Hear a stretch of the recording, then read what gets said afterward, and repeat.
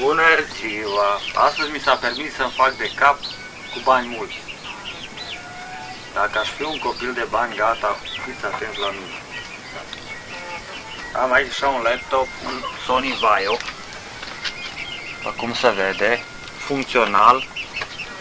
Dacă să dăm și drumul. Așa.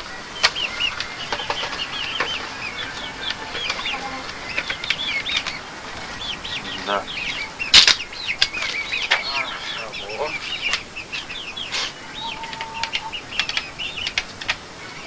Deci, luați aminte ce aș face eu cu un laptop dacă aș avea bani mulți.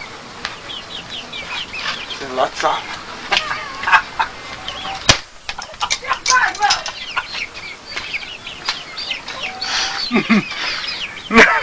Vende și pui. Nu să sperie de treabă. Nu, pe dracu. Uite că am filmat cum se taie un lemn. Da? Am filmat cum se taie un lemn.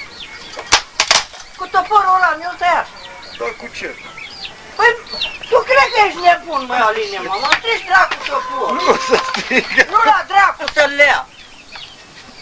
Nu ajut metale o bucată. Dau dracului să o pută. Nu strica tu toporul, că eu n-am chilă să dau pe el.